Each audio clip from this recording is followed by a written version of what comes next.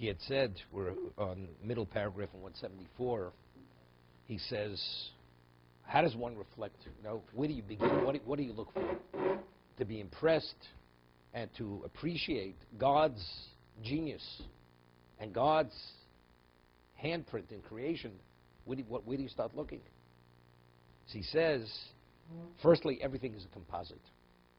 So you look at what something's made of, and you see the various materials or elements of its makeup and what the end result is, which is amazing. It's interesting. You show a person, today, one time they never had this. Child, you bought your son a pair of tefillin. You bought him a pair of tefillin. Sometimes he went to the sofa with you to pick it up. Today, they take the child to the tefillin factory, and they show him from the high to the this and that. One time they never did that. The child says, how did this come about? What difference does it make? You understand? I mean, that's what you have to show a child today. One time you bought him a pair of tefillin, he put on the tefillin. That's where it began, and that's where it ended. Okay? But again, you see the genius. I mean, this at one time was that. You have a diamond in the rough. You have a piece of rough. Louis not here today, Mr. Glick. But what was his genius? And there were certain people who had this certain genius within the diamond business. They could see a piece of rough, and they were able to see the diamond in the rough. And there was a special expertise. Because sometimes if you don't see it and you buy it, you can pay a fortune, and you're never able to get that diamond out of that rough. So the ability was to see the diamond in the rough. But it's amazing. You have a piece of rock, seems to be that, and all of a sudden you create something which is magnificent. It's unbelievable that this lies within that. So by being able to perceive just the elements, and the elements independent, it's not that impressive. But when you create the sum total, it's something, another entity, as we say, the total is greater than its parts. The sum total is greater than its parts. It's amazing. It's like, many years, you have a Rembrandt. You have the parchment, you have the vials of paint. So you say, look, and you get the smock, and you get the what's it called? The beret, and you get the mustache, and you get everything. You look like Rembrandt. The question is what ends up on the canvas. It's something else. So it's the person's, what you do with it. What you create, that shows the genius. Lahavdil, so multiply it infinite times. That's HaKadosh Baruch Hu. And that's what you're impressed with.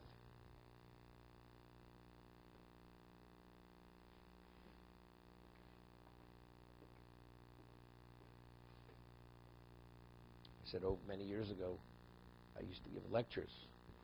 So we had a full house, and many people weren't observant who came to the lectures.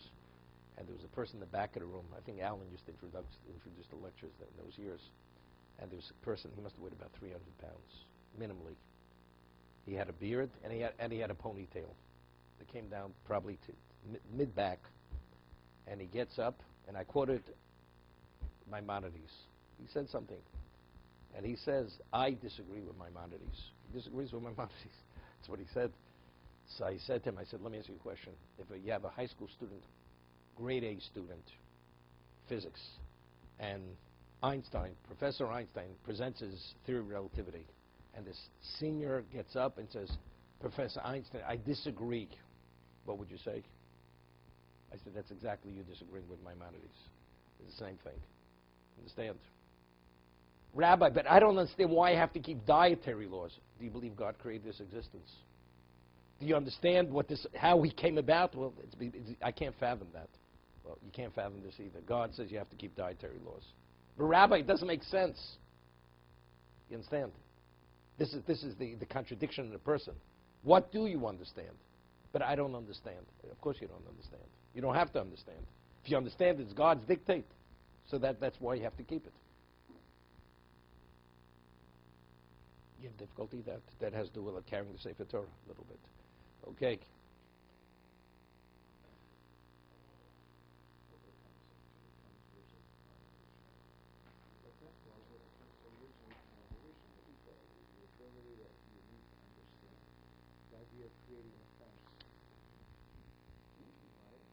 No, that's not Adam Rishon. Ego, something that's no. His failing was ego. His failing was ego. That was his failing. That's something else. But after everything's said and done, you don't understand. So if you don't understand, you don't. It's beyond your. Right. So the answer is that's the arrogance. I have to understand. Person is a serious diabetic. He already went to diabetic shock 6 times. Doctor, but why can't I? You want? Do what you want. You know what I mean? I can't understand. It's irrelevant. But you're a diabetic. Finished. You know, your body can't deal with it. Okay, so that's the fact. The spiritual makeup of Jew, you have to keep dietary laws. Otherwise, you destroy your whole essence. But why? Because you're a Jew, that's why. That's where it begins, that's where it ends. No different than the diabetic. Except there it's a deficiency, and here this is not. This is an empowerment. Yeah, because not everyone understands. You know, sometimes they cheat a little bit, and then they pay the price. Right?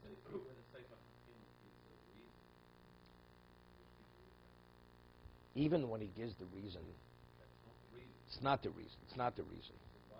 Factually, okay, let me explain you something. The Torah speaks about chukim nishpotim. Wait.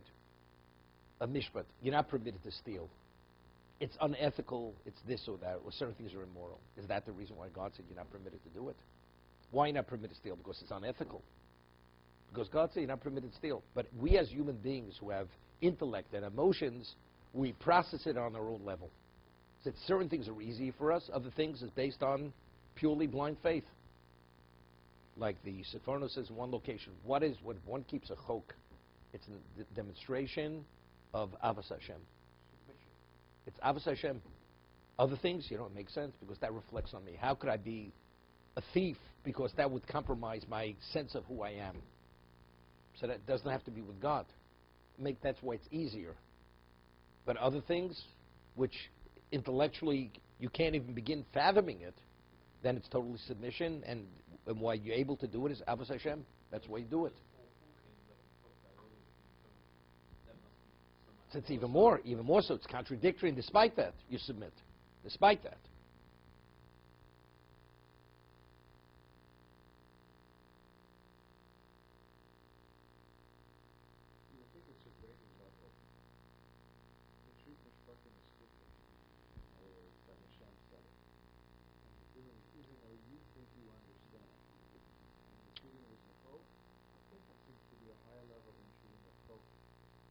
I'll give you an example. Chofetz Chaim gives this as an example in Chofetz Chaim about Lashon Hara. A person goes to court, he has a din Torah. The Beis Din rules one of the people is guilty. He has to pay to a point where it's painful. He comes out of the Beis Din, he's all upset. The rabbis, they favored the other person. They gave me a wrong ruling. What do they know? And he shows it to another party. And he has the printout of the basis for the ruling. The other person looks at it, and he looks at it, and he reads it. He says, I can't believe that they gave such a ruling. Rather than saying, if you have a question, let's go back to the court, they'll explain the basis for the ruling. He says, I see exactly what you're saying. He says, it doesn't make sense. If it would have been a more advanced court, they would have ruled probably in your favor. So he goes, he says, the paper is not long enough to list the amount of transgressions that this other person does, rather than explaining to him that he doesn't understand, and if he wants to understand, he has to go back and ask them. He goes and adds fuel to the fire. This is what it is. So he says, and it's known, the Shema says, das balabata meaning das. What you do, regular business, and what halach is, it's two different things. The way the layman deals in business and what halach is. So, what I understand, it doesn't somehow meet the grade. It's irrelevant. Do you know the halacha? Are you an expert in Choshen Nishpat? Do you know what it's all about? You don't know what it's about. So what are you upset about? That's Jewish law. Jewish law says that's what it is, and you accept it. Otherwise, don't go to. You shouldn't have gone to a din Torah. That's it. One or the other. You're entitled to judge. The Dayan will. He says his past Dayan did make a mistake. But if you'd go back and the Dayan would see he made the mistake, okay, so then he'll retract his ruling.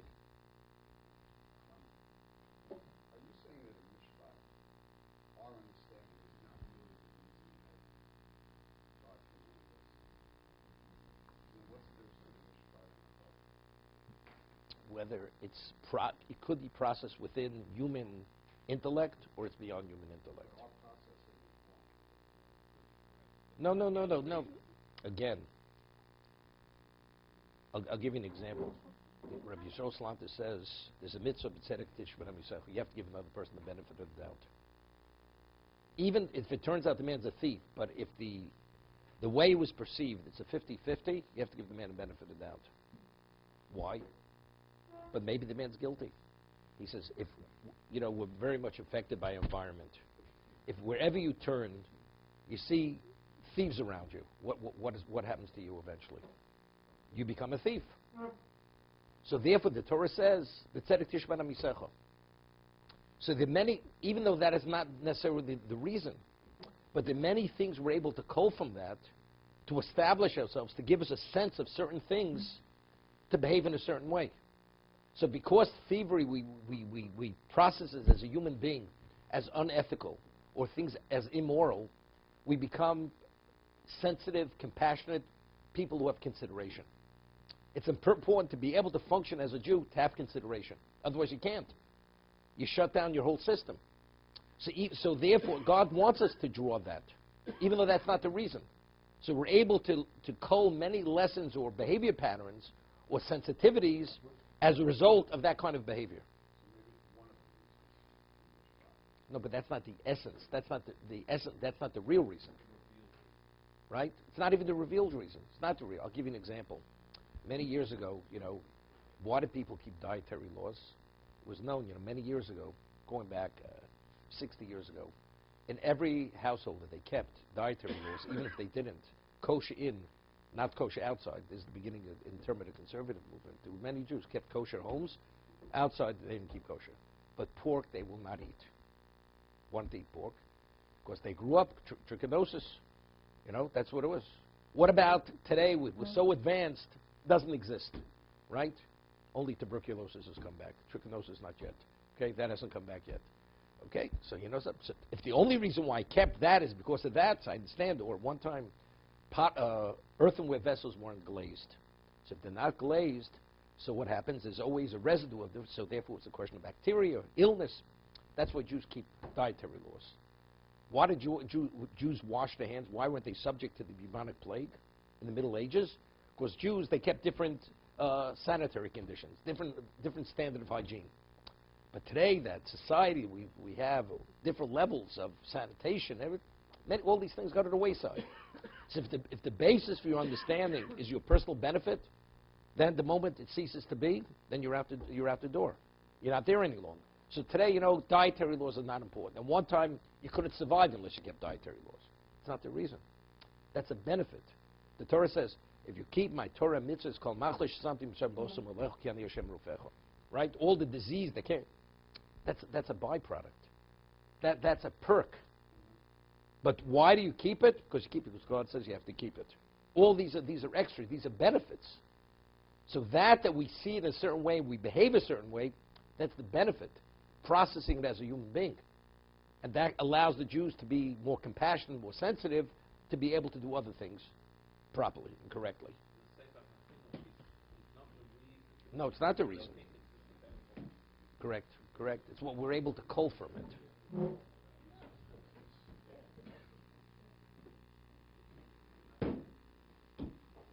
Joshua, why don't you sit over there?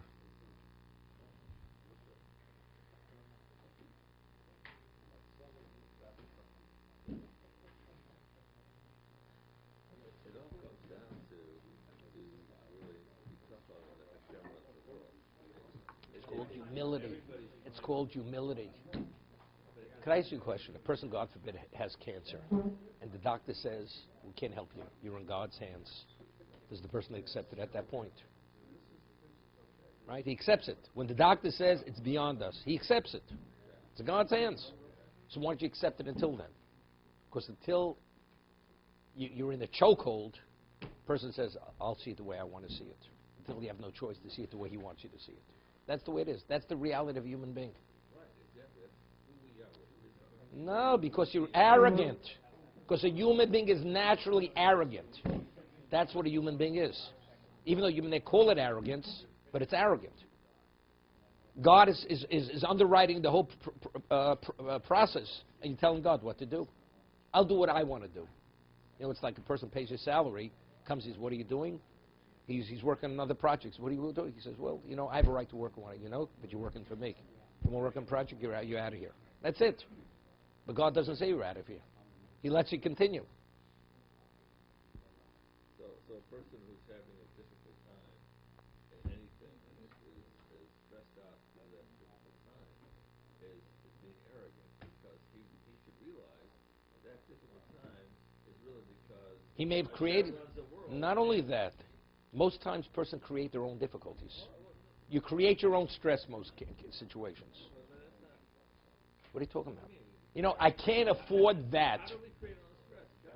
You know, I don't have enough time now. I'll show you 99.9% you create your own stress.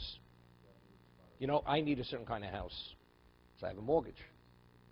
My salary, I can't cover the mortgage, but who told you to buy the house? Well, of course, I thought I could afford the house. I needed this kind of amenity. I just put a pool in the backyard, new air conditioning system, sophisticated security system. Therefore, you know, I have all this debt I have to cover. Who said you need such a security system? Well, if you have a collection of masters like I have, you need that kind of security system. And who said you had to purchase the masters? You know, you create your own headache, right? So all the stress is because you've chosen a lifestyle, so it's self-imposed stress. Well, I didn't think it would happen this way. Okay, so but it was all your own doing, and most of the situations is this. People raise children and they spoil them. And there's an expression, spoiled rotten. You ever hear that expression, Ernie? Spoiled rotten. And afterwards, you created your own monster. After the parent says, you know, it's my fault.